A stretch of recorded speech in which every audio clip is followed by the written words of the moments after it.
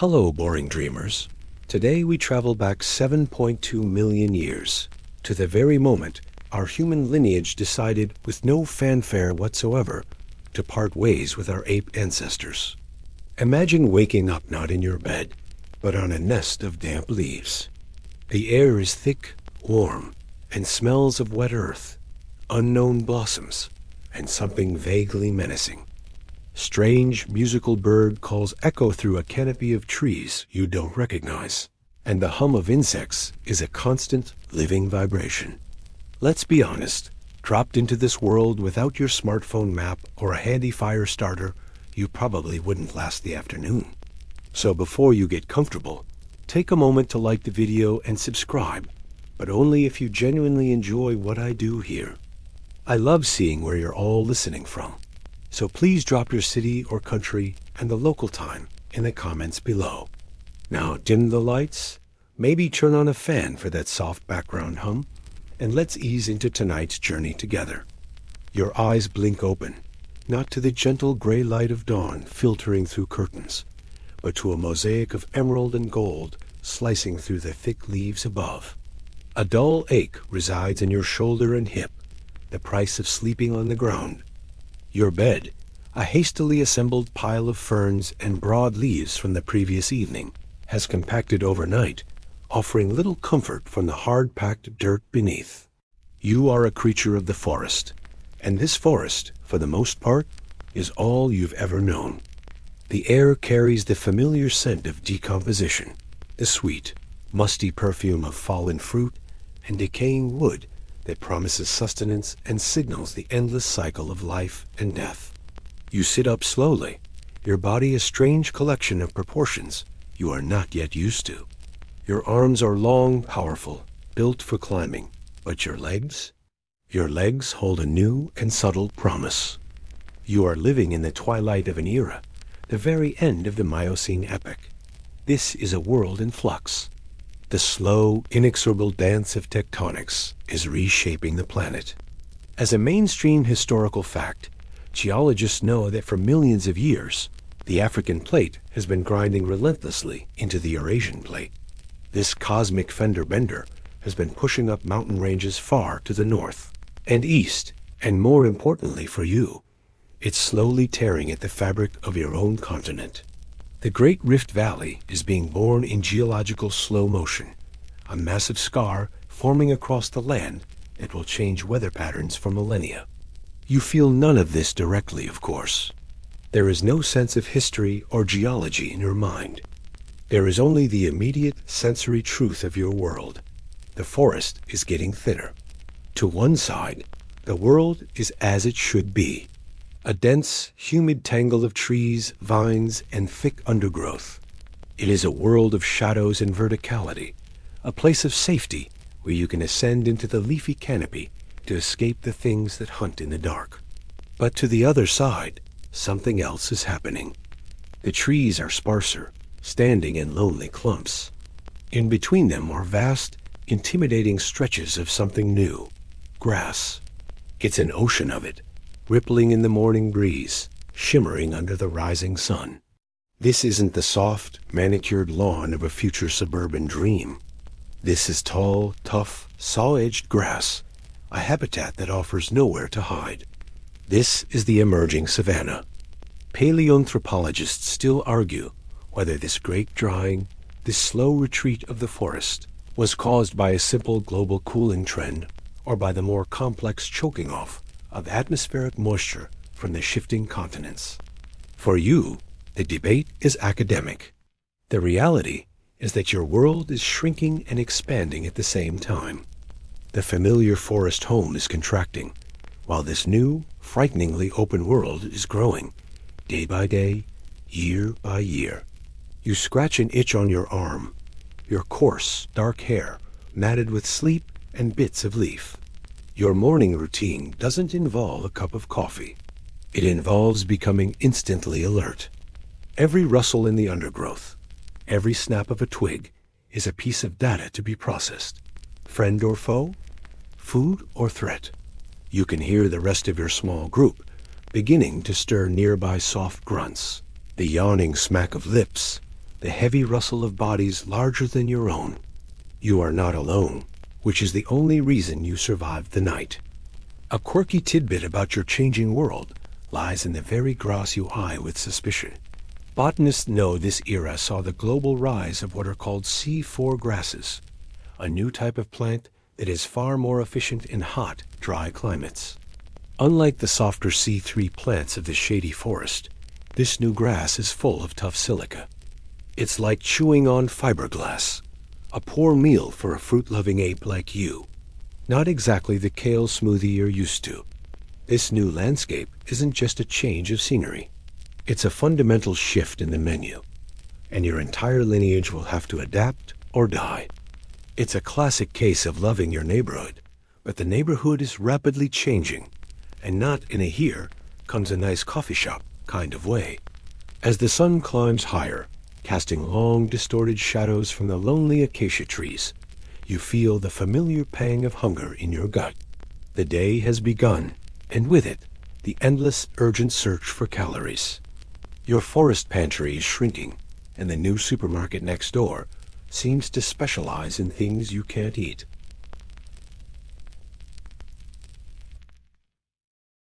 Your fossilized skull, Tumai, now rests in a climate-controlled vault, an object of intense study and reverence. You, the individual, are gone, but you have achieved a kind of immortality your living mind could never have conceived.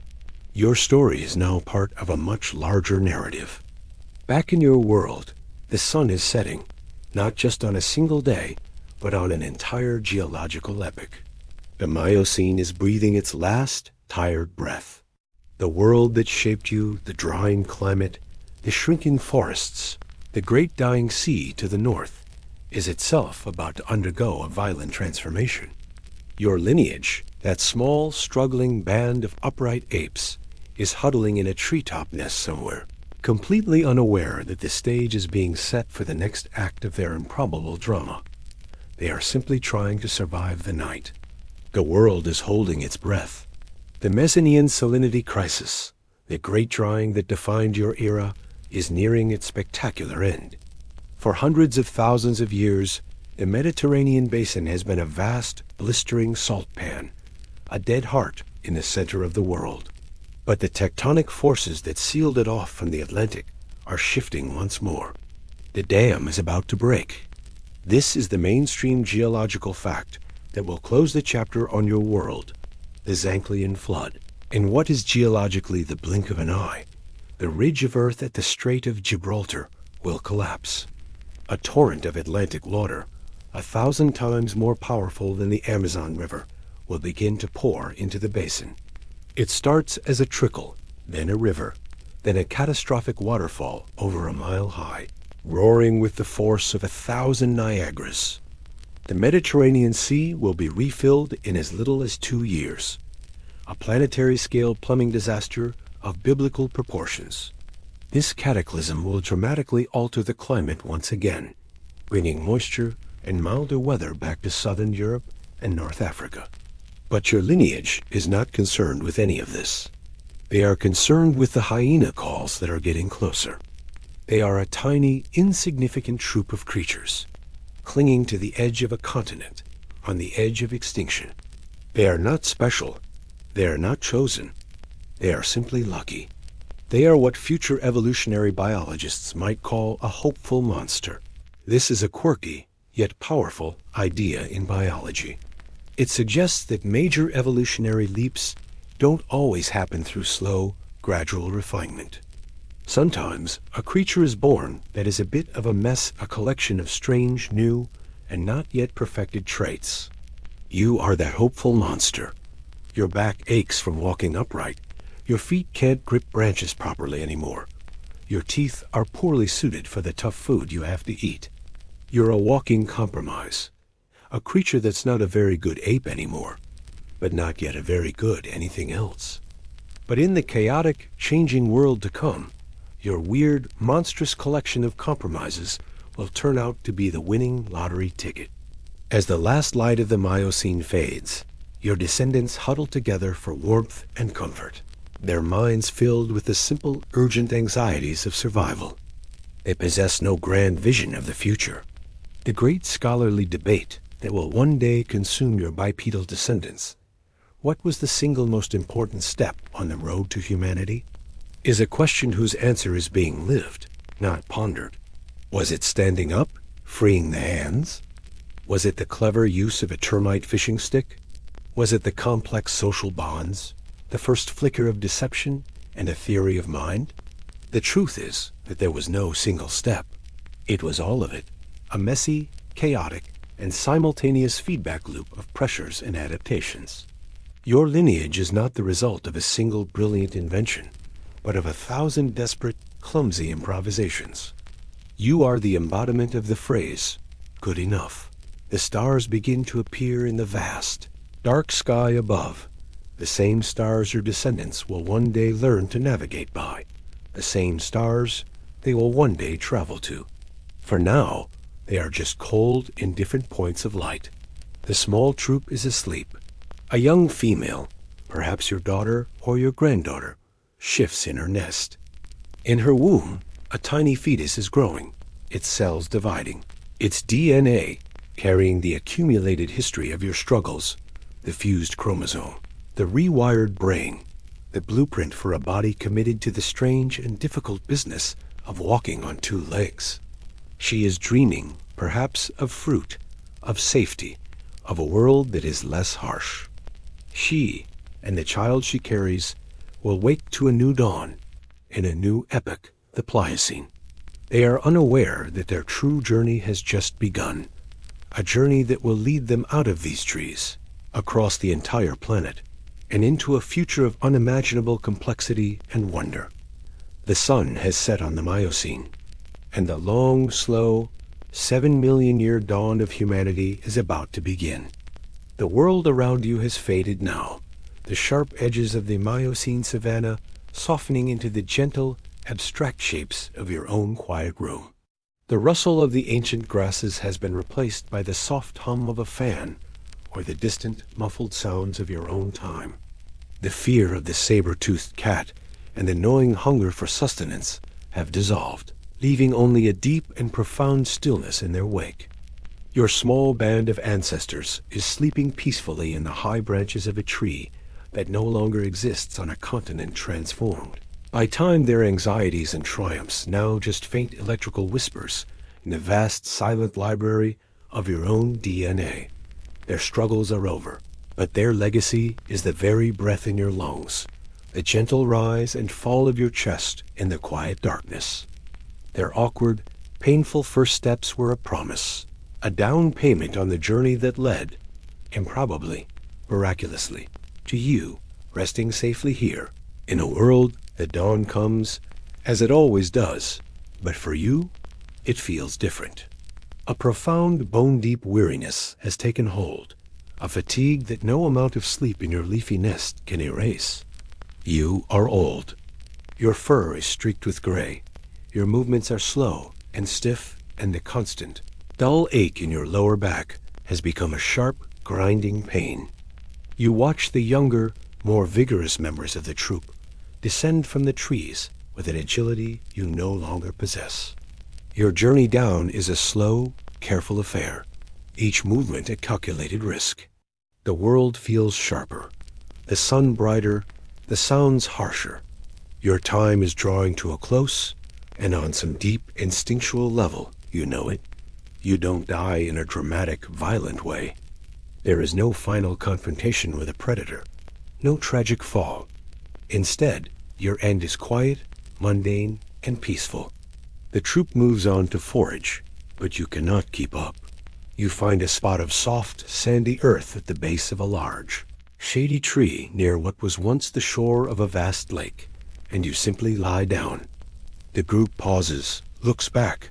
A few individuals give soft, questioning grunts. But the law of this world is relentless. They cannot stay for you. To wait is to starve. To wait is to invite danger. They move on, a dark, shuffling line that eventually disappears into the heat haze. You are alone. You are not afraid. You close your eyes, feeling the warmth of the sun on your fur, and your breath slows, softens, and finally stops. Your story, it would seem, is over. But in another, much longer sense, it has just begun. The flesh and fur that made you decay quickly, return to the ecosystem by a million tiny organisms. But your bones, particularly your strong, dense skull, remain. The seasonal rains come, and the nearby lake, which will one day be called Lake Chad, swells its banks. Gentle currents wash layers of fine silt and sand over your remains, burying you in a soft, protective blanket. The years turn into centuries, the centuries into millennia. More and more sediment piles on top, hundreds and thousands of feet of it. The immense pressure, combined with the mineral-rich water seeping down through the earth, begins a slow, magical act of alchemy.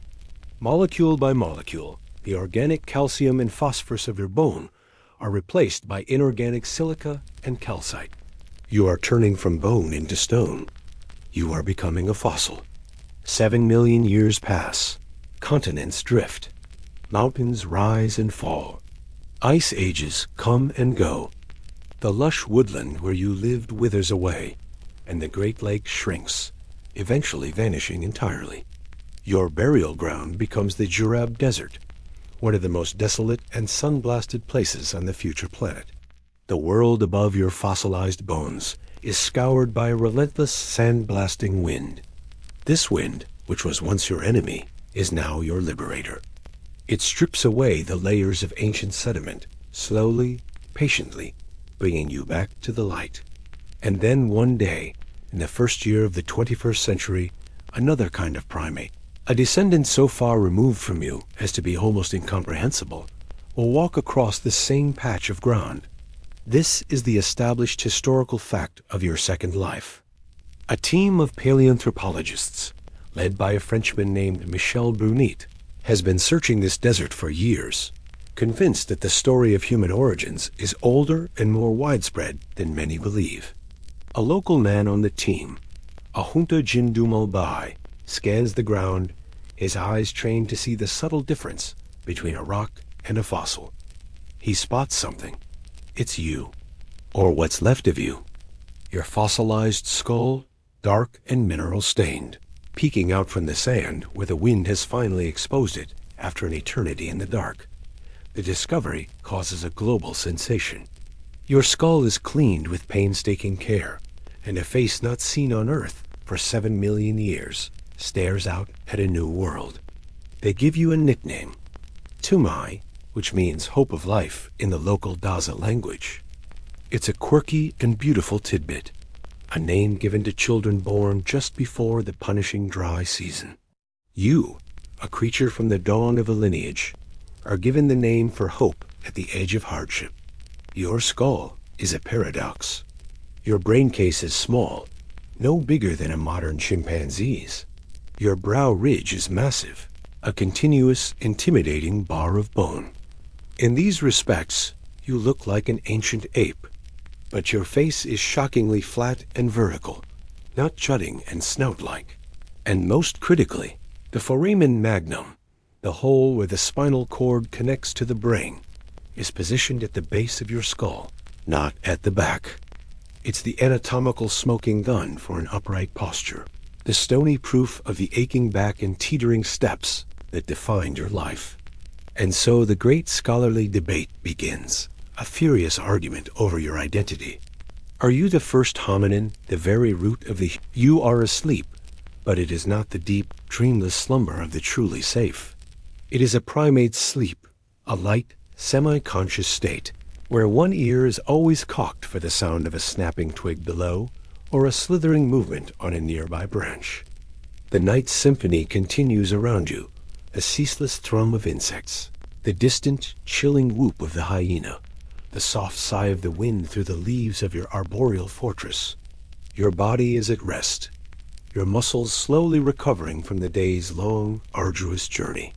Your mind is quiet, but deep inside you, in the microscopic, lightless universe, within every one of your trillions of cells, a story of monumental importance is being written, one silent, random letter at a time. A great sundering is underway, not in the landscape of rock and grass, but in the coiled, helical landscape of your own DNA. Let's zoom in past the boundaries of sleep and skin, past muscle and bone, into a single pulsing cell. And within that cell, let's travel deeper still, into the protected inner sanctum of the nucleus. Here, packed away with an efficiency that would make a data storage engineer weep, is your inheritance. It is the complete instruction manual for building and running a creature like you, written in a 4-letter chemical alphabet. This is your genome. It is an ancient, sprawling, and frankly, terribly edited text, passed down through countless generations. And every time a cell in your body divides, this entire epic novel has to be copied letter for letter. The copying process is breathtakingly accurate, but it's not perfect. Every now and then, a tiny, random error occurs. A single chemical letter is swapped for another, a short phrase is accidentally deleted, or a sentence is copied twice. These are mutations, and they are the raw material of all evolution. This process provides the basis for a well-established scientific fact known as the molecular clock. By comparing the DNA of two different species, say, a human and a chimpanzee, and counting the number of these random typos that have accumulated in each lineage, geneticists can estimate how long it has been since they shared a common ancestor. The more differences, the more time has passed. The clock is ticking, and it began the moment your lineage and the lineage of your closest ape relatives embarked on separate paths. Deep within your cells, as you sleep, that clock is ticking away, each mutation another step away from your shared past. One of the most dramatic of these changes is a massive chromosomal rearrangement. Your ape cousins, the chimpanzees and gorillas, have 24 pairs of chromosomes. Your descendants, the humans, will have only 23. This is not because a chromosome simply vanished. It's because 2 of your ancestral chromosomes are, at this point in your history, in the process of fusing together end to end. In the future, scientists will look at human chromosome 2 and see the incontrovertible evidence. It has the telomeres, the protective end caps of 2 chromosomes mashed together in its center. And it has 2 centromeres, the central attachment point, one of which has been deactivated. It's a clear-cut case of genetic welding, a permanent structural change to your species' blueprint. This isn't just a typo, it's a complete chapter rewrite. It's one of the clearest genetic markers of your lineage's unique journey. However, scientists still debate the nature of this parting of ways. Was it a clean, sharp split, where one population went one way and the other went another, never to meet again?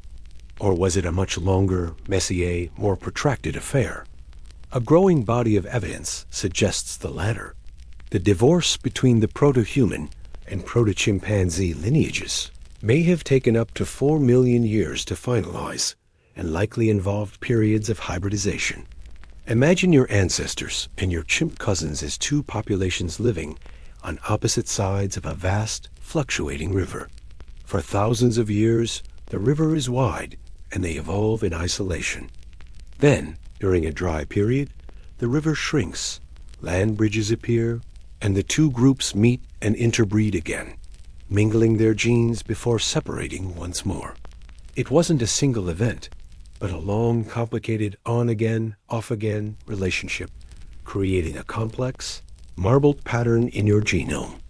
As you sleep, your DNA also carries the ghosts of infections past, a quirky and fascinating molecular fossil record. Your genome is riddled with sequences that are not yours at all. They are the remnants of ancient retroviruses that infected your distant ancestors millions of years ago. These viruses worked by inserting their own genetic code directly into the host's DNA. Occasionally, they would infect a sperm or egg cell, and the viral code would become a permanent, heritable feature, passed down through all subsequent generations. These are called endogenous retroviruses, or ERVs. They are fossil viruses. Most of them have been mutated into harmless gibberish over the eons, like old, deactivated computer code from a long obsolete operating system. But they are still there, silent passengers in your genome.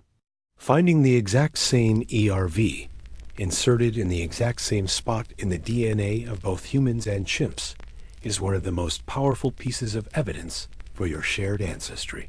It is the ultimate genetic fingerprint, proving you the sun, which had been a merciless tyrant for most of the day, is finally softening. It hangs low in the western sky, a great bleeding orb of orange and red, painting the undersides of the few wispy clouds in strokes of violet and pink. The light has gone from a harsh white glare to a warm, golden syrup that pours across the landscape, making the tall grasses glow. The air, for the first time today, is losing its oppressive heat, and a gentle, cooling breeze picks up, carrying the sense of the evening. A profound weariness settles deep in your bones. It's not just the physical exhaustion from a day of walking, climbing, and teetering on two legs. It's a mental fatigue, the draining cognitive load of constant vigilance, of navigating social politics, of processing the new and terrifying information this changing world throws at you. Your stomach is no longer screaming, thanks to the termite snack and a few scavenged roots.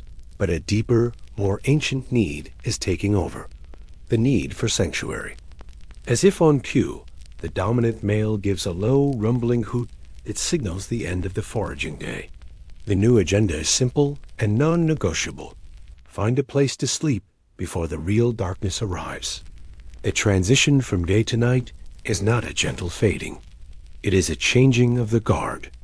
The diurnal world of creatures like you is clocking out, while the nocturnal world, a world of silent hunters with eyes that burn in the dark, is just waking up. The saber-toothed cat you saw earlier is a terrifying daytime threat, but the night belongs to a different caste of killers. Leopards with their supernatural stealth and climbing ability, giant owls with their silent, swooping attacks, and the relentless, prowling packs of giant hyenas. Your nightly accommodation search is less about finding a five-star hotel with a comfortable mattress, and more about finding a spot that doesn't feature a high probability of being eaten in your sleep. The troop moves with a shared sense of purpose, heading for a familiar landmark, a small but dense copse of tall, spreading trees that stands like an island in the sea of grass. This is your safe harbor, your vertical fortress. The choice is a stark one. You could, in theory, huddle together on the ground, but the memory of the Meteorotus is still a fresh wound in your collective psyche. The ground is a killing floor. The only rational choice is to go up. And in this simple, nightly decision, you are living out one of the most critical questions in human evolution. Paleoanthropologists still debate precisely when our ancestors abandoned the safety of the trees for the dangers of sleeping on the ground. For millennia to come, this will be the default strategy. It won't be until your distant descendants master fire, creating a protective bubble of light and heat, that sleeping on the ground will become a survivable, let alone preferable option. For you, the campfire is an unimaginable piece of future magic. Your safety technology is a sturdy branch. You arrive at the copse as the last sliver of the sun disappears below the horizon, plunging the world into a deep sapphire twilight. There is no dawdling. The scramble into the canopy is swift and efficient. This is a skill you have not lost. Your long arms, powerful shoulders, and grasping feet find familiar holds. You move upward through the tangle of branches until you are high above the whispering grass.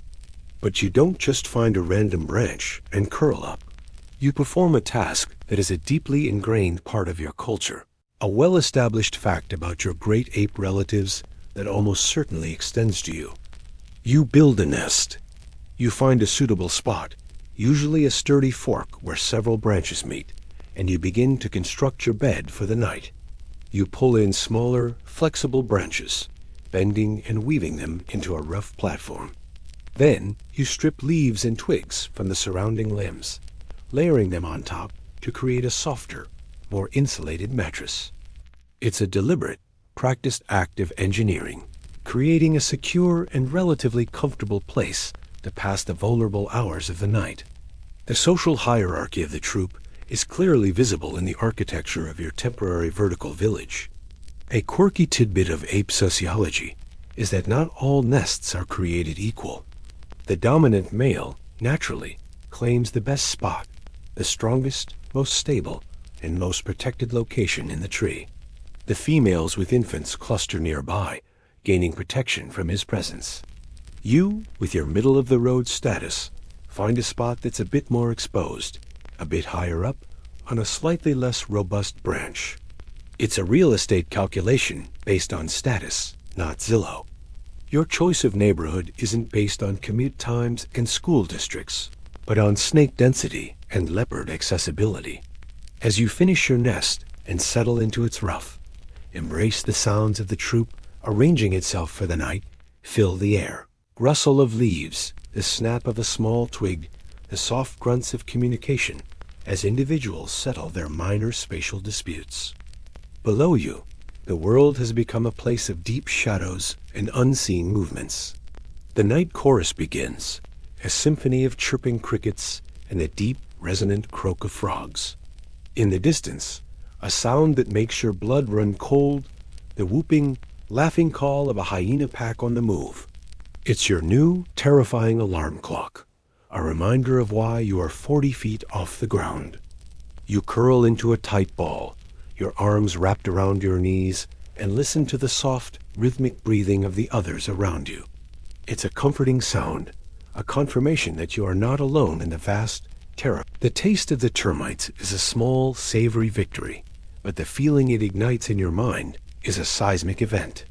You hold the stick, now sticky with insect guts and dirt, and look at it with new eyes. Before, it was just a piece of the landscape, part of the meaningless clutter of the world, no different from a rock or a clump of grass. Now, it is something else. It is an answer. It is a key. The gears in your mind, rusted by millions of years of instinct and reaction, have just groaned into a new position with a resounding click. You have stumbled into the abstract. The world is no longer just a collection of nouns. You have just discovered the power of verbs. A stick is not just a stick. It is a thing you can use to poke. This is more than just a clever trick for getting lunch. It's a fundamental rewiring of your perception. You look around you now, and the world starts to subtly reorganize itself into categories of useful and not useful. A sharp-edged rock isn't just a rock. It could be a thing you use to crack open a hard-shelled nut. A large, broad leaf isn't just a leaf. It could be a thing you use to scoop water from a puddle. These connections are not yet strong or automatic, but the pathways are being forged in your brain for the first time. You are beginning to think, not just feel. This new cognitive ability extends beyond objects. You are also starting to map your world in time. You now have a memory of success associated with this place. Termite mound plus stick equals food. You can hold that equation in your mind. This ability to plan, to connect cause and effect through time, is a massive evolutionary advantage. Before, your life was lived almost entirely in the present tense. Hunger happened, so you looked for food. Fear happened, so you ran. Now, a flicker of the future tense enters your thoughts. You can anticipate. You can form a simple, 3-step plan. This mental leap is directly tied to a physical change happening inside your skull. As a well-established fact, the human brain didn't just get bigger over time. It also reorganized. The most significant changes in your era are not about a massive increase in brain volume. We're still a long way from being a bobblehead, but about the rewiring of what's already there. The prefrontal cortex, the part of the brain sitting just behind your forehead, is beginning to expand and form denser connections with other regions. This is your future headquarters for planning, decision-making, and social behavior. It's undergoing a quiet renovation, getting new wiring and a better data plan, preparing it for the immense cognitive load to come. Of course, this raises a classic chicken and egg question, a scholarly debate that will keep your descendants in comfortable university jobs for centuries. Which came first, the smarter brain or the smarter behavior? Did a random mutation in your ancestors' brains lead to this cognitive reorganization, which then allowed you to figure out things like tool use?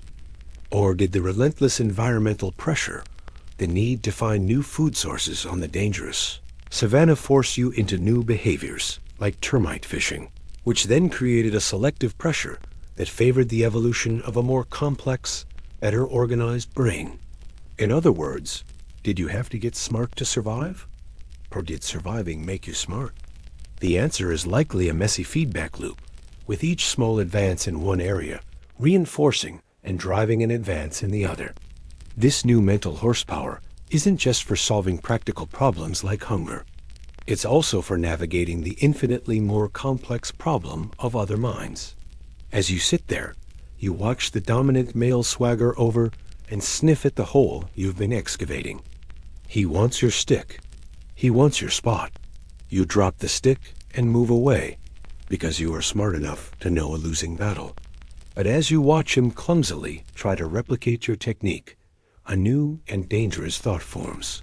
You understand that what is in your head is not necessarily what is in his head. This is the dawn of what future psychologists will call a theory of mind, the recognition that other individuals have their own thoughts, desires, and intentions. And this, a quirky and profound tidbit about your mental awakening, is the birth of deception. A little while later, while foraging, you stumble upon a small, hidden clutch of bird eggs, a rare and precious prize.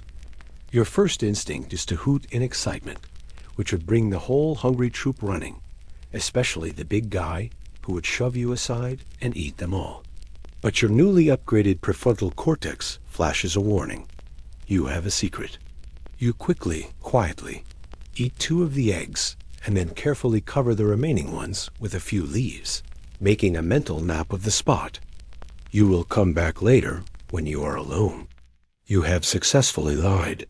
It wasn't a verbal lie, but a lie of omission, of deliberate concealment. It's the first step toward tax evasion, surprise parties, and telling your significant other that yes, you love their new haircut. It has a cognitive skill that will prove just as important for your lineage's survival as any tool. Your brain is becoming a private theater, and you are learning that you don't have to give everyone else a ticket. The lingering terror of the saber-tooth encounter has a surprising side effect. It makes you exquisitely aware of your surroundings in a new way. Fear sharpens the senses. Your group has found temporary refuge in a small, rocky outcrop, a cluster of sun-baked boulders and a few hardy, twisted trees that offers a slightly better vantage point than the open grass. The hunger, which had been temporarily eclipsed by adrenaline, returns with a vengeance. The failed fig grove, the inedible grass, the scavenged carcass you were too afraid to approach, it all adds up to a massive calorie deficit. You are running on empty. You watch one of the females listlessly chewing on a dry, fibrous root, her expression one of grim resignation. There must be something else. Your gaze falls upon a strange structure nearby. It's a tall, reddish-brown mound of hardened earth, rising from the ground like a misshapen cathedral. It's a termite mound, a fortress of packed dirt and saliva, baked solid by the sun. You can smell it, a rich, earthy scent, and underneath, a faint, almost nutty aroma that hints at the life teeming within. You know, with an instinct you don't understand, that this is food. A lot of it. A dense, concentrated source of protein and fat, safely packaged inside a ceramic hard shell. It's like a high-security apartment building for bugs, and you don't have the key. You approach it cautiously and scratch at the surface with your short fingernails. A few grains of baked earth fall away. It's like trying to dig through concrete. You try biting it and get a mouthful of grit for your troubles. Frustration mounts. It's the ultimate Miocene irony. A banquet you can see and smell, but cannot touch. You slump back, defeated, and watch an older male fruitlessly beat his fists against the side of the mound, a display of pure, impotent rage. It accomplishes nothing but scraping his knuckles. As you sit, your hand idly brushes against a long, thin stick lying on the ground, the dead branch of a small shrub. You pick it up, your long fingers wrapping around it. You fiddle with it, stripping off a few remaining dried leaves. And then an idea flickers. It's not a fully formed thought, not a blueprint or a plan. It's more of a faint electrical spark connecting two previously unrelated concepts, the stick in your hand and the tiny holes in the side of the termite mound where the insects enter and exit. You shuffle back to the mound, the stick held in your grip. You find one of the small openings and tentatively poke the stick inside. It slides in a few inches. You wiggle it. You pull it out. Clinging to the end are three pale, wriggling termites. Your heart gives a little flutter of excitement. You lick them off the stick. The taste is surprisingly pleasant a flavor profile, best described as nutty and slightly zesty, which is a polite way of saying you're eating bugs, and they're delicious. You do it again. Poke, wiggle, retrieve, eat. A few other members of the troop, noticing your success, watch with intense curiosity. You have, without any ceremony, become a pioneer. You have used an object from the environment to solve a problem that your own body could not. You have become a tool user.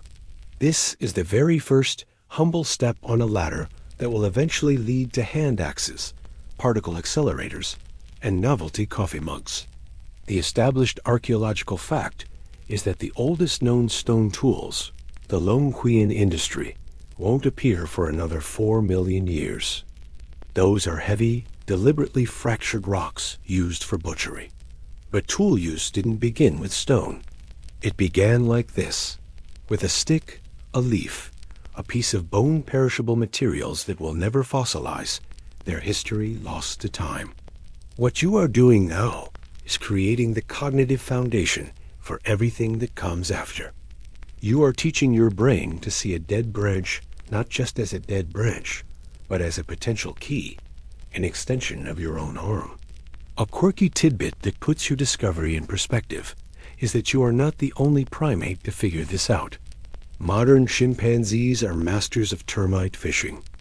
Not only do they use sticks and grass stems, but different chimp communities have their own unique toolkits and techniques passed down through generations. Some use sturdy sticks to break open the mound, then switch to a more delicate, flexible fishing probe to extract the termites. They even fray the end of the stick with their teeth to make a more effective brush. You haven't gotten to that level of sophistication yet. It's not exactly the patent office, but in the grand scheme of things, you've just invented the spork. Archaeologists and primatologists still debate whether the first tool use was an act of accidental discovery or one of genuine, forward-thinking innovation. Did you just happen to be fiddling with a stick near a termite mound, and the connection was purely serendipitous? Or did you look at the hole, recognize a problem, and then actively search for an object with the right shape and size to solve it? The answer is probably somewhere in between. It was likely a lucky accident, born of desperation, that was then understood, remembered, and deliberately repeated. The true genius wasn't in the first poke, but in the second and the third. It was in the ability to generalize the lesson. If a stick works on this, what else might it work on? The adrenaline from the near miss with the saber-toothed cat leaves a bitter, metallic taste in your mouth. Your troop moves with a new, frantic energy born of terror, a clumsy, stumbling half-trot away from the place where death just passed by. The memory of the dappled fur and the sheer, silent power of the predator is branded into your mind. Every shadow now seems to hold a similar shape. Every gust of wind sounds like it's stalking footfalls. In this moment of pure, visceral fear, a strange and unsettling feeling surfaces, a deep, cellular sense of being utterly and profoundly out of place. This isn't just the feeling of being an easy meal in a dangerous world. It's a more ancient and pervasive feeling, a sense that you are not truly from here. It's a whisper on the paleo wind, a ghost of a memory that doesn't belong to you, but to your entire lineage. The established, mainstream scientific fact, the story that will be told for centuries by your hyper-intelligent descendants, is that you are a child of Africa. This continent is the cradle, the crucible, the place where the spark of your humanity was first kindled. The Great Rift Valley, with its dynamic, shifting landscapes, is the engine of your evolution. All the big discoveries, the most famous fossil ancestors, will be unearthed from this sun-baked soil. The story is clean, elegant, and supported by a mountain of evidence. You are an African ape, on the verge of becoming something new in your African homeland. It makes perfect sense. But what if that's not the whole story? What if the whisper on the wind is telling the truth? As you glance north, in the direction of the dying sea, whose salty dust you taste on every breath, you are looking towards a place you have never been, but which might hold the deepest secret of your identity. This is the heart of a fierce and fascinating scholarly debate in paleoanthropology, the European ape controversy. While the consensus points to Africa, a few tantalizing and troublesome fossils suggest a different narrative, a prequel that took place on another continent entirely. The argument is that the first character in your story might not have been African at all. The source of this controversy is a creature that future scientists will nickname El Greco, from a fossilized jawbone and a few teeth found in modern-day Greece and Bulgaria. The scientific name is Graecopithecus freybergi. This is the quirky fringe tidbit that threatens to rewrite the whole textbook. The remains of Graecopithecus are 7.2 million years old, exactly your time period. And its teeth possess a shockingly human-like feature. The roots of its premolars are fused together, a trait seen in early hominins, but not in other ancient apes. Is this just a strange coincidence? A case of convergent evolution, where two unrelated species happen to develop a similar trait? Or is it a smoking gun, a clue that the critical split between the ape and human lineages didn't happen in the forests of Africa, but in the woodlands of southeastern Europe? If this latter theory is true, it changes everything. It means your ancestors were not African natives adapting to a changing home.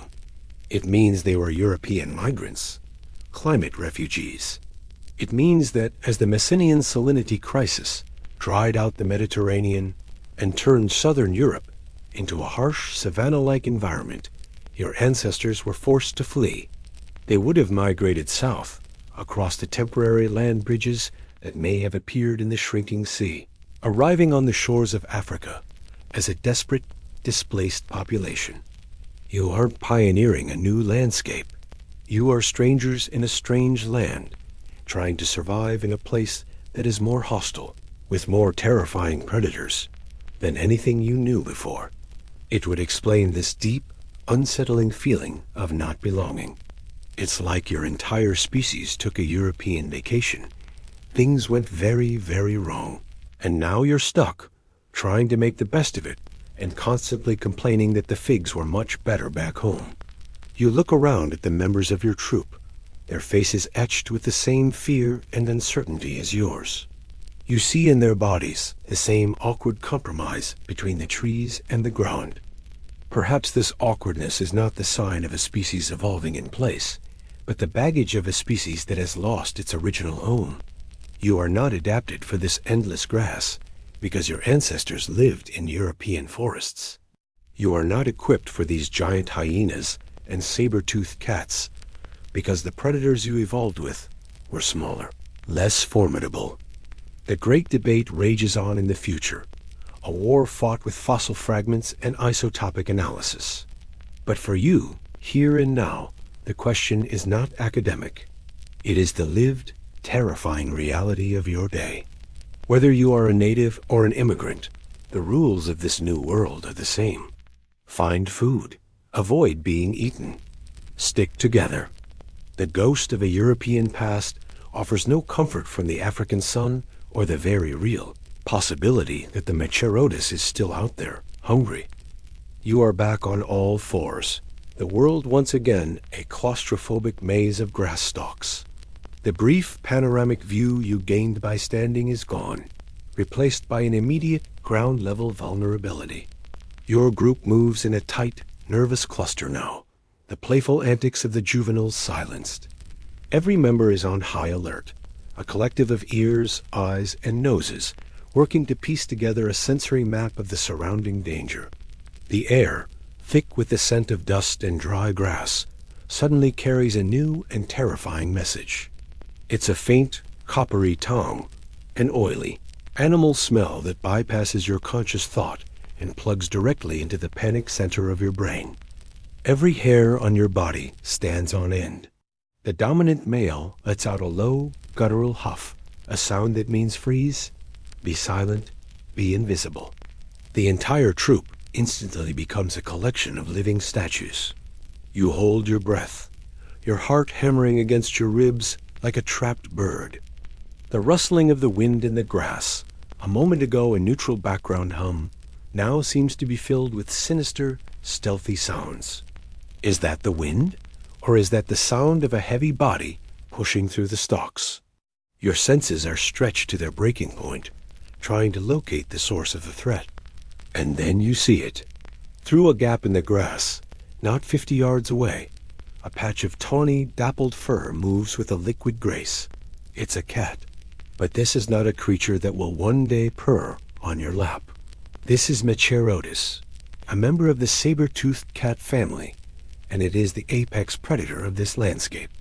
As a mainstream paleontological fact, these cats were ambush predators of terrifying efficiency.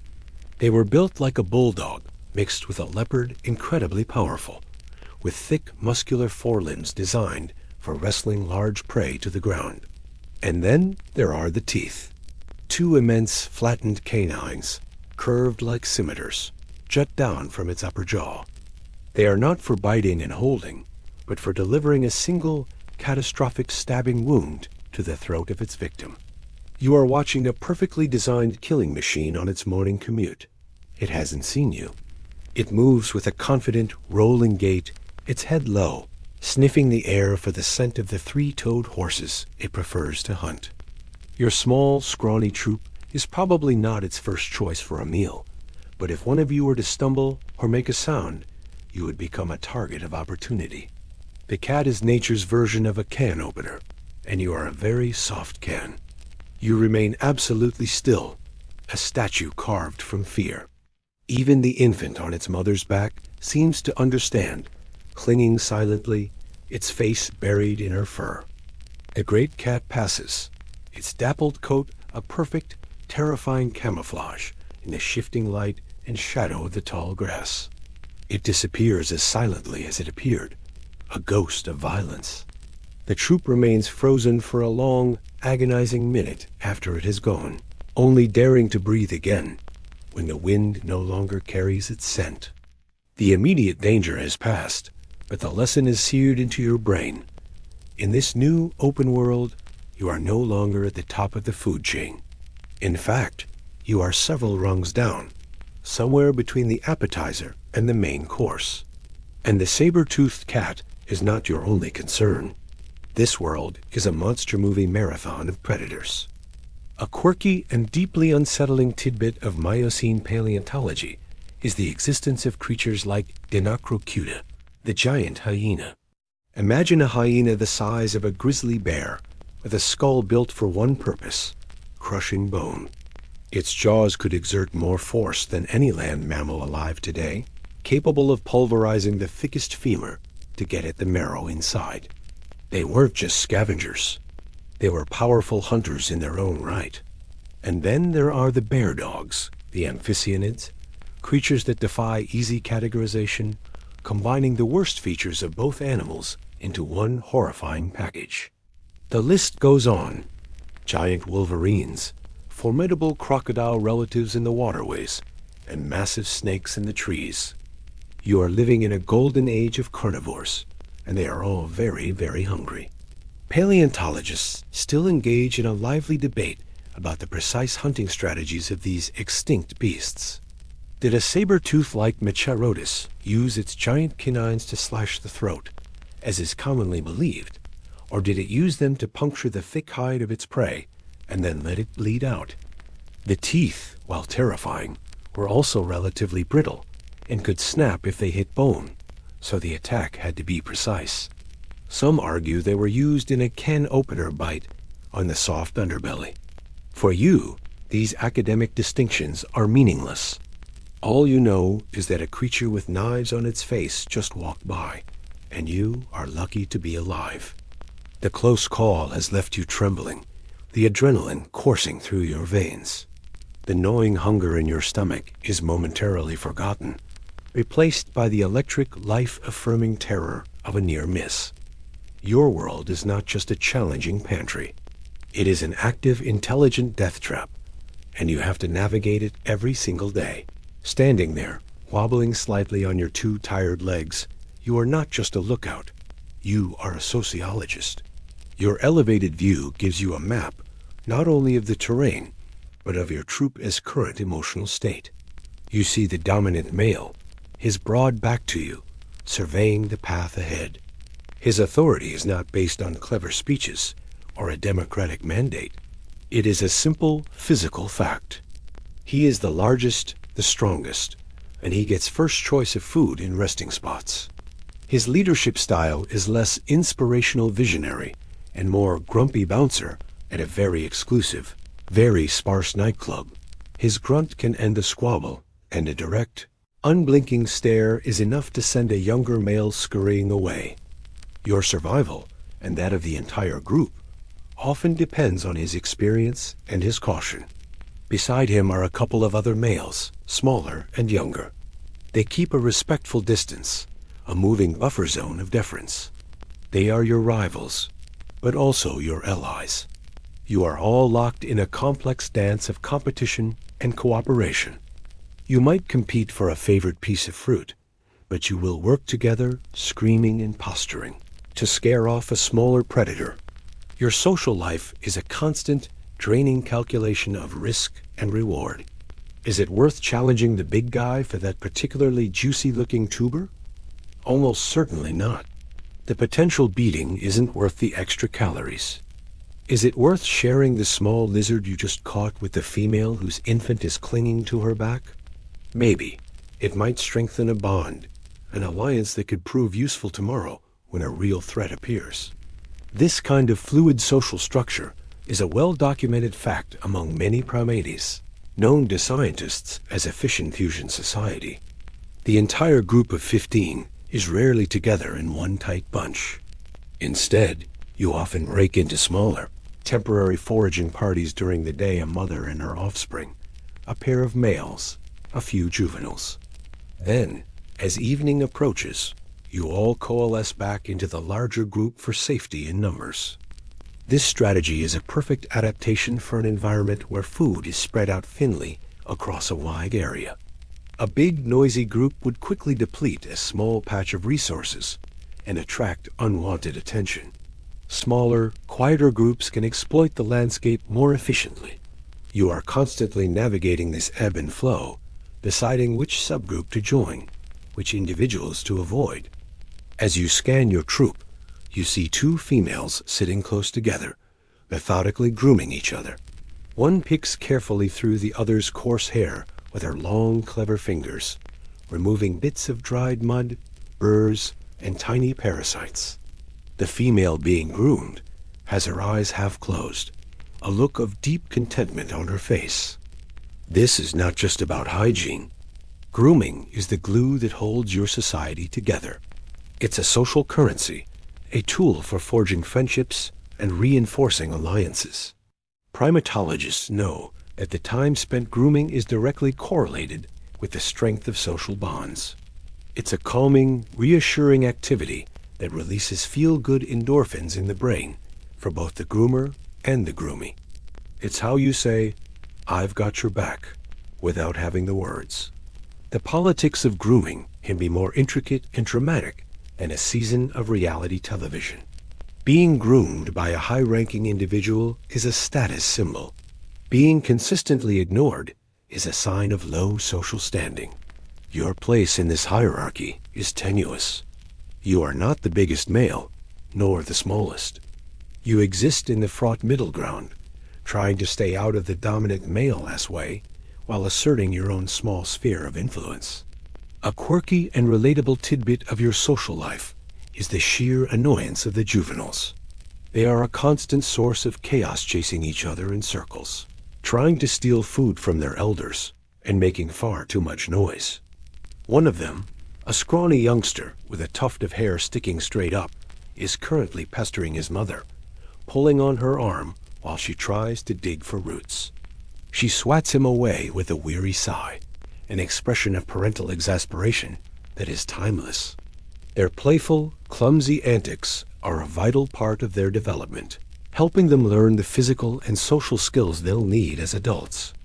For you, it's mostly just a headache. As you stand there, observing the intricate web of relationships, you are an unwitting participant in a great scholarly debate. How did your lineage as unique social structure evolve? The reduction in the size of your canine teeth, which we saw in your reflection at the puddle, is a major clue. Paleoanthropologists still debate whether this signaled a decrease in male-to-male aggression, paving the way for more cooperative, egalitarian groups, or if it represents the very earliest, faintest stirrings of pair bonding and a move away from a purely promiscuous society. Your small troop is a living laboratory for these questions. Do you see evidence of preferred partnerships? Do males contribute to the care of specific infants? The answers are ambiguous, lost in a storm of grunts and gestures. But the trend is there, a slow sanding down of the sharp edges of violent competition. The tall grass presses in on all sides, a claustrophobic, rustling cage. Moving through it is disorienting. Your world is reduced to a tunnel of green and gold stalks, your vision limited to a few feet in any direction. Every sound is magnified, the buzz of an insect, the slither of a snake, the imagined footfall of something much larger. It's impossible to see who is in front of you or who has fallen behind.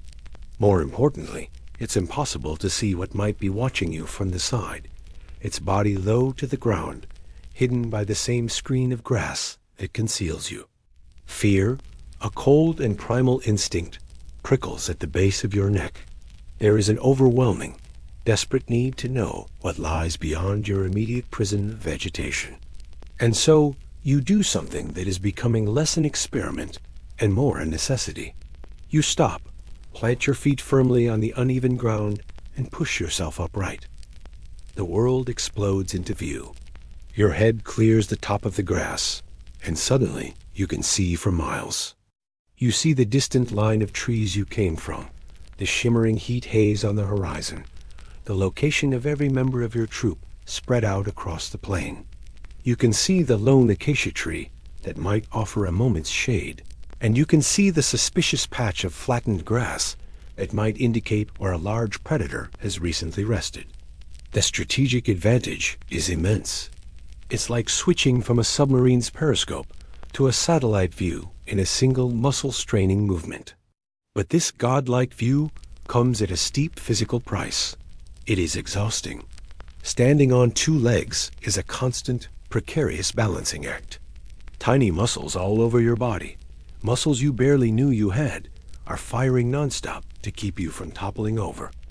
Your lower back, where the spine curves to absorb the shock of this new posture, aches with a deep, unfamiliar throb, the very first installment of a complaint that will echo through your lineage for 7 million years. Your feet, still a compromise between a grasping hand and a stable platform, scream in protest at having the entire weight of your body focused on two small points. This isn't a powerful, confident stride. It's a desperate waddle, a teetering effort to stay upright. You are not built for this. Not yet. The ability to do this at all is thanks to a critical piece of anatomical engineering, a mainstream paleontological fact that separates you from your knuckle-walking cousins.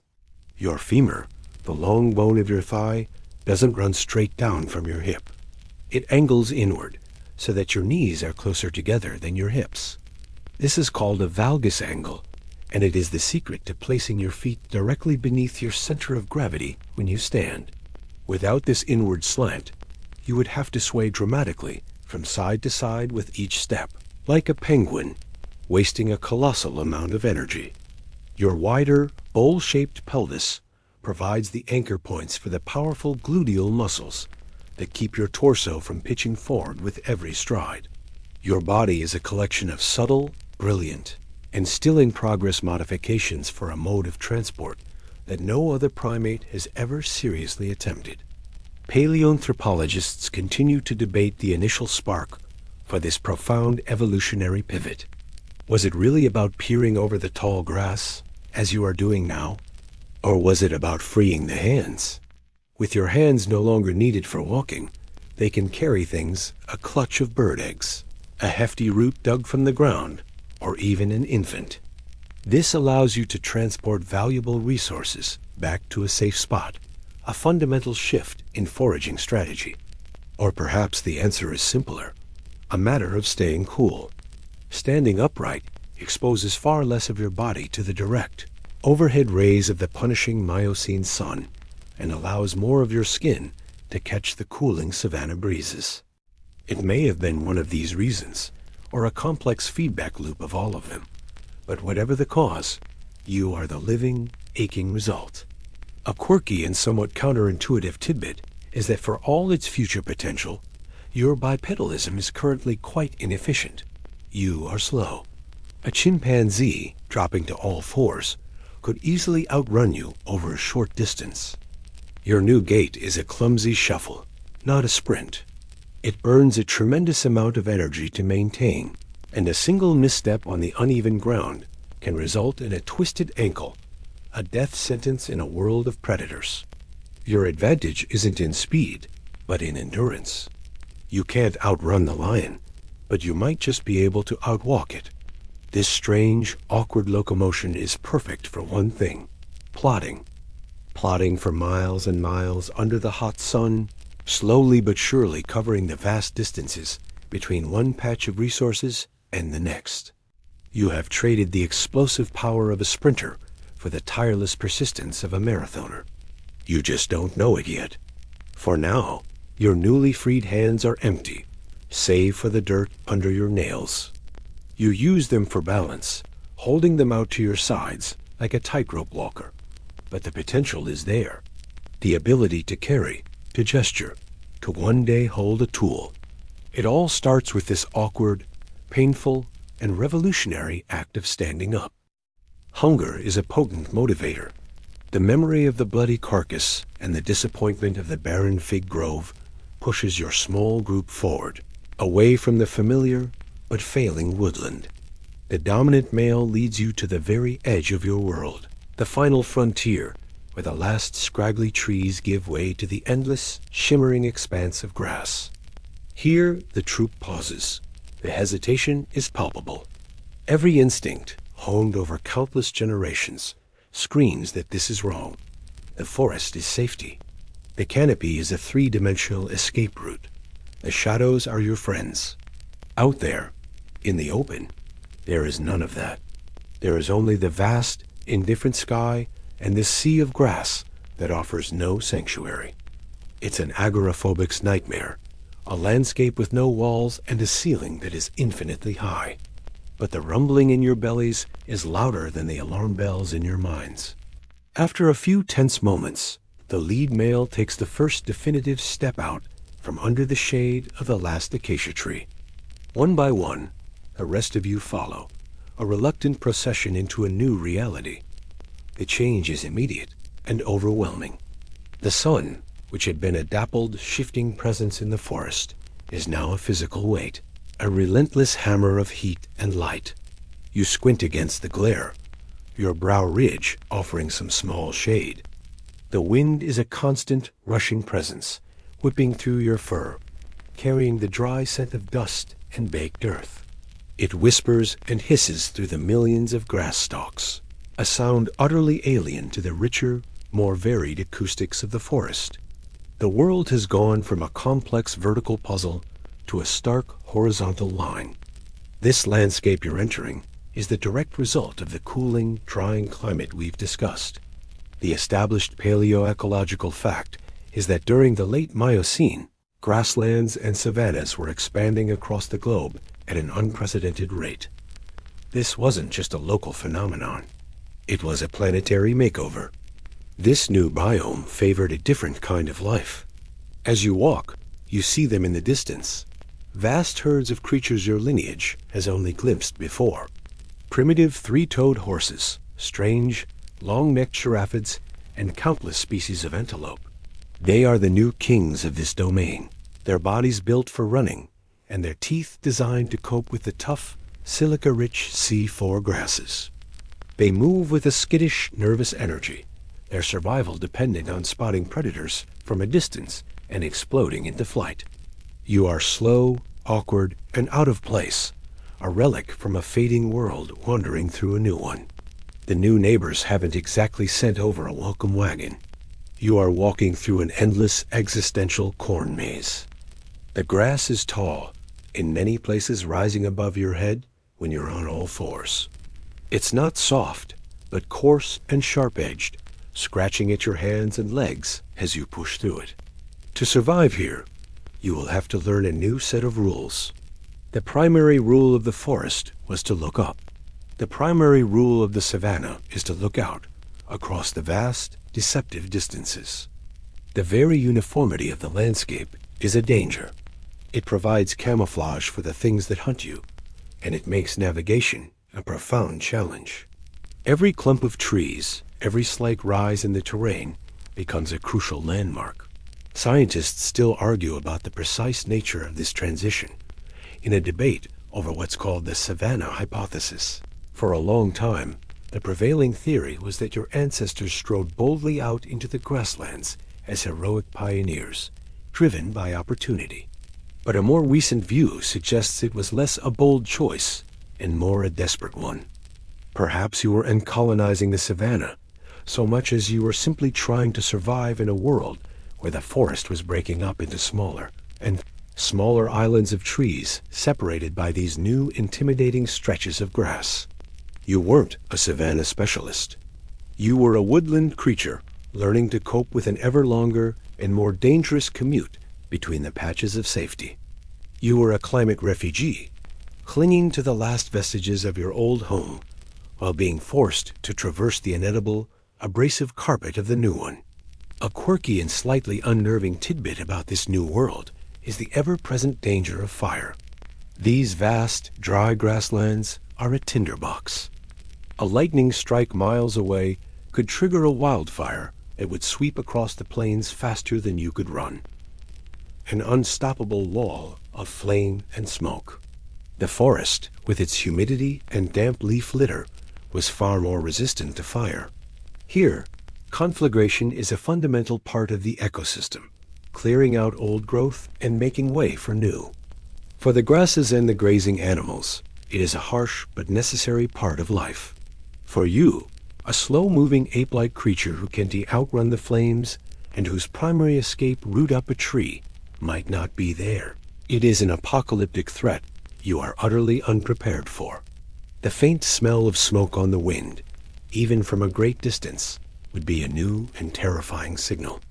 You trudge onward, the sun beating down, your stomach empty, keenly aware that you are a stranger in a strange and highly flammable land.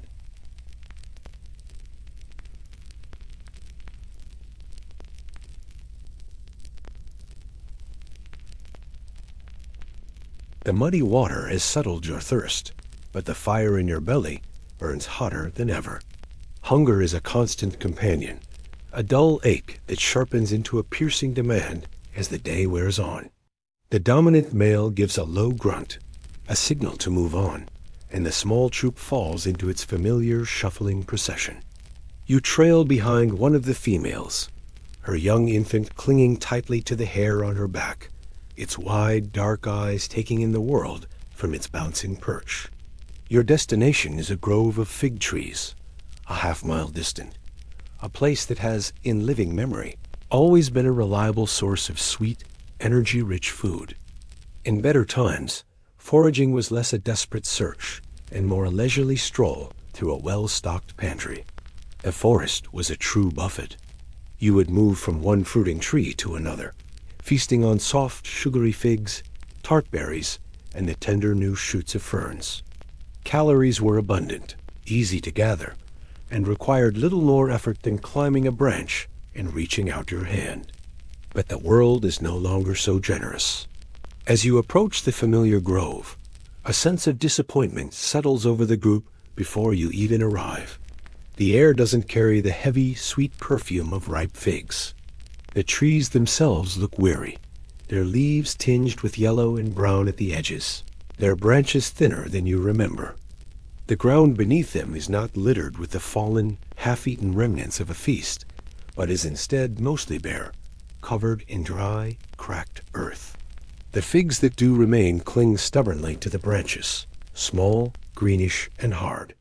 You climb one of the lower branches, your long arms and powerful grip a reminder of your forest heritage, and pluck one of the fruits. You bite into it. It's not the burst of soft, sugary flesh you crave. It's tough, fibrous, and barely sweet. A deep, instinctual disappointment churns in your gut. This is survival food, not a meal. You chew the woody fruit with a grim persistence, your large, flat molars grinding the pulp.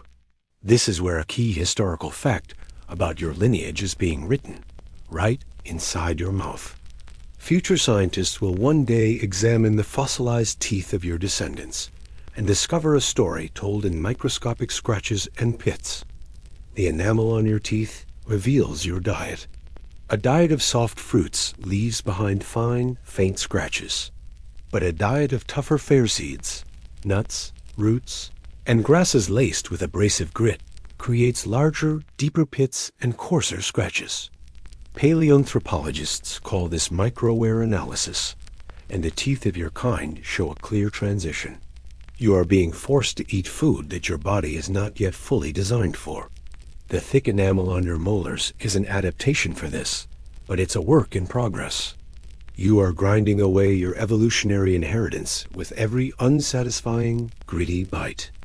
The meager offering of the fig grove is not enough. The troop grows restless. Grunts of frustration and anxiety ripple through the group. The dominant male, seeing the failure of this foraging attempt, must make a decision.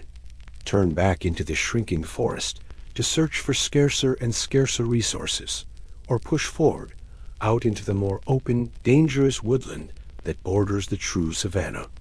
He chooses the latter, a gamble born of necessity. This means venturing further from the safety of the dense canopy, spending more time on the ground, exposed.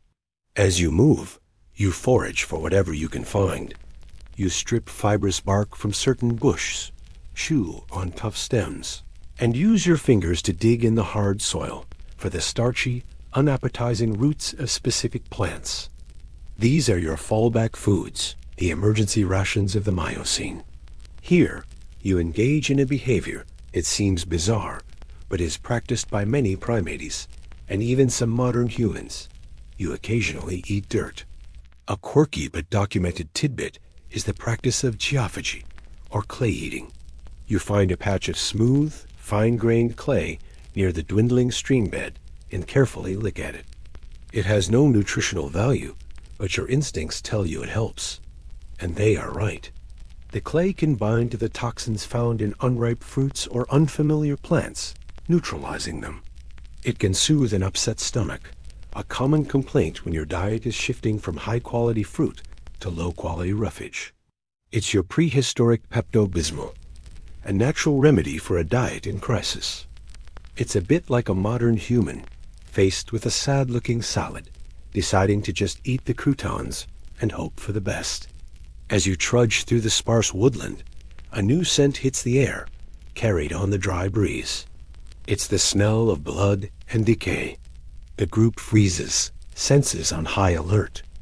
Ahead, you see a committee of vultures gathered around the remains of a large antelope-like creature, likely the kill of a saber-toothed cat.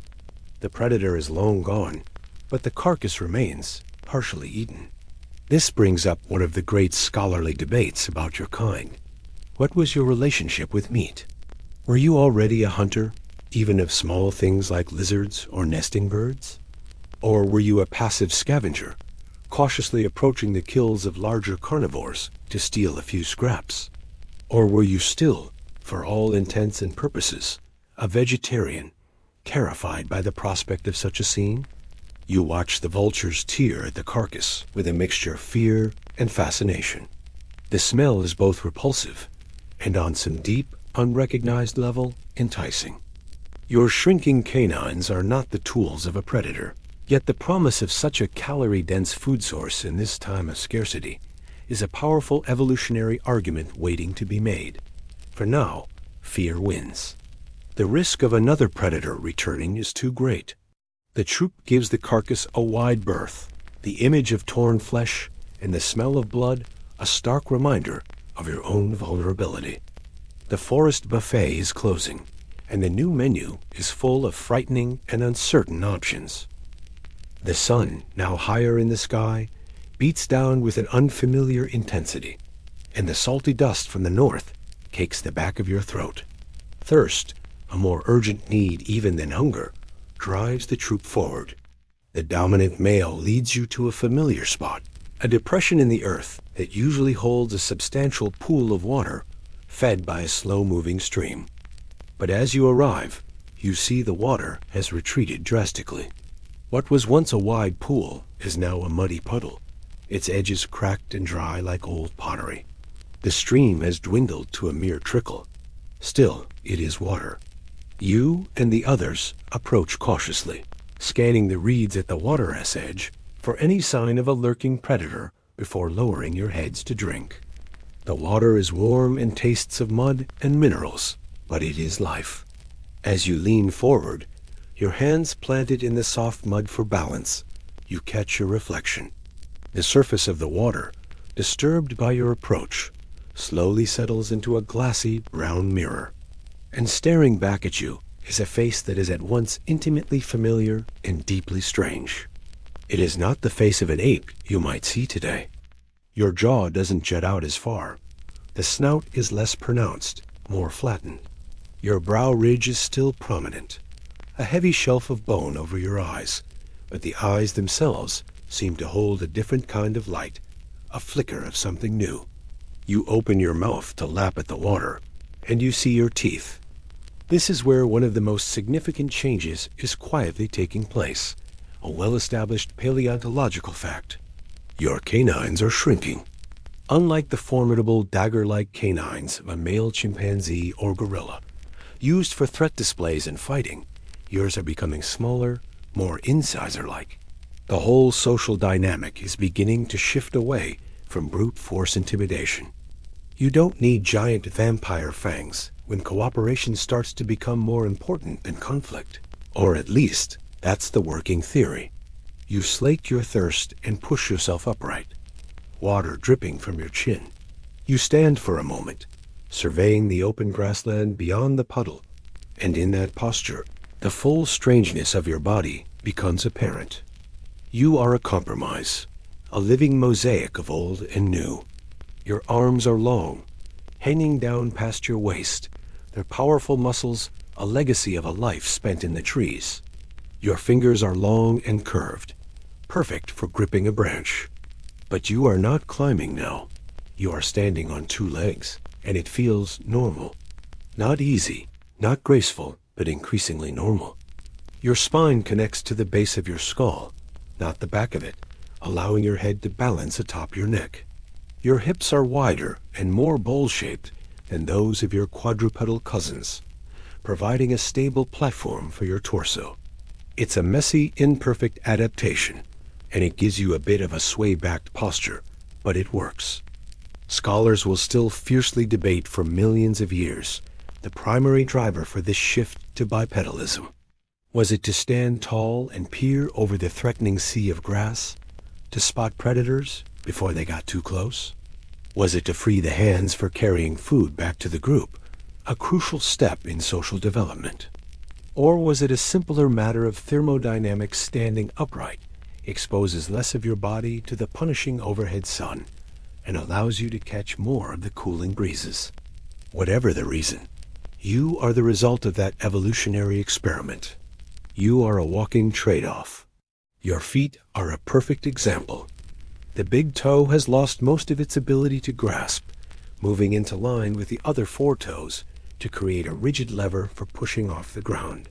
You are losing the ability to use your feet as a second pair of hands, a profound loss for a climbing creature. In exchange, you are gaining the ability to stride, to walk for miles across this new, open world.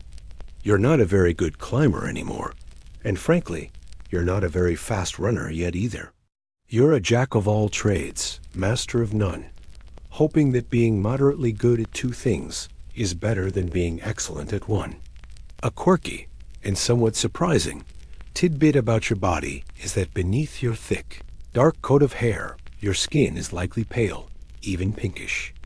The deep melanin that will characterize your descendants in this part of the world has not yet evolved. That adaptation will only become necessary much later, once your lineage sheds its protective coat of fur and exposes its bare skin to the direct, unrelenting ultraviolet radiation of the African sun. For now, you are essentially a pale-skinned creature wearing a permanent fur coat, a detail that would surprise anyone expecting a straightforward evolutionary line. You scratch at an insect bite on your forearm, your short, thick fingernails scraping against your hairy skin. You look back at your reflection in the muddy water, at this strange creature with the gnawing emptiness in your stomach urges you to your feet. The group is stirring, a small band of maybe 15 individuals, a mix of males, females, and a few clinging youngsters. There's a dominant male, larger and more robust than the others, who is already surveying the morning landscape with a heavy-browed stare. Communication is a complex symphony of grunts, hoots, body language, and subtle facial expressions. There is no plan articulated in words, but everyone understands the day's imperative: find food. And lately, that imperative has been getting harder to fulfill.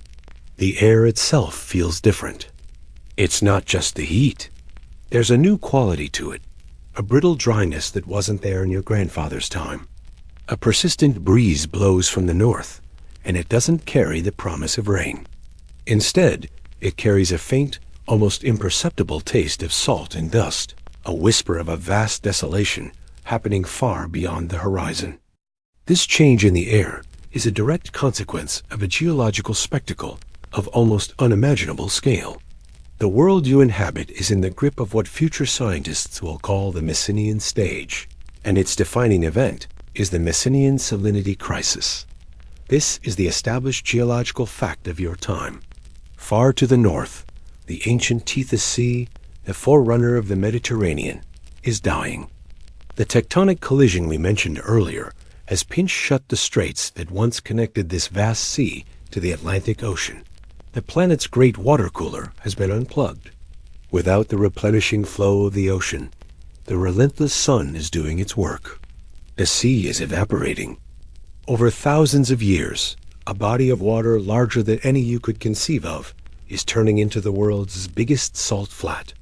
Imagine a shimmering, blindingly white desert of salt crystals, miles deep in places, cracking and groaning under a merciless sun where an ocean once teemed with life. It's a planetary catastrophe, and you are feeling its side effects hundreds of miles away. This colossal drying event is fundamentally altering the climate. The Tethys Sea was a massive engine of humidity, pumping moisture into the atmosphere that would eventually fall as rain over northern and central Africa. Now that engine is sputtering out. The rains are becoming less frequent, less reliable. The dry seasons stretch longer, their grip more suffocating. This is the engine driving the change you see all around you. It's starving the forests of the water they need to survive and giving a competitive edge to the tough, drought-resistant grasses of the savanna. Your world is drying out from the top down. Geologists still debate whether the great sea to the north vanished in a geological instant or slowly wasted away like a forgotten puddle. Was it a single catastrophic event or a long, drawn-out agony? To you, the speed is irrelevant. All you know is that the fig trees are producing less fruit, the streams run dry for longer stretches, and the world feels thirstier than it ever has. As your group begins to move, you walk in a loose, wary formation. The journey is not just about getting to the food. It's about surviving the commute. You stick to the transitional zone between the forest and the open plain, a dangerous but necessary corridor. A quirky tidbit from your era is the sheer strangeness of the dust. The winds sweeping south from the desiccating seabed are laden with fine salt and mineral particles, including gypsum. This isn't just regular dust. It's a special blend of planetary dandruff. It settles as a thin, pale film on the leaves you eat, giving them a slightly bitter taste. It gets in your fur, making it stiff and itchy. Your skincare routine, which consists mostly of occasional grooming and not getting gored, doesn't account for this level of abrasive, salty air. You see it in the hazy quality of the sky and taste it in the water from the shrinking pools, which are growing increasingly brackish. The world is not just changing, it's becoming more hostile. The very air you breathe is a constant reminder of a disaster, unfolding on a scale you cannot grasp. A future more ambitious species would look at the vast salt flat to the north and think this would be perfect for setting a land speed record. But for you, its only legacy is this oppressive dryness and the salty tang on the back of your tongue. You plod along, your mind occupied with more immediate concerns. The strange track in the dust that doesn't belong to any creature in your troop. The shadow of a large bird circling high overhead. The tantalizing scent of ripe fruit that seems to be coming from an exposed grove of trees far from the safety of the deep woods. The weather forecast, which you read by sniffing the air and observing the behavior of insects, has been consistently unreliable for generations. The old signs don't work anymore. The world is breaking its own rules, and you are living through the consequences, one thirsty step at a time. The heat is already building, shimmering in visible waves over the open patches of ground, a silent testament to the new, harsher reality of your world.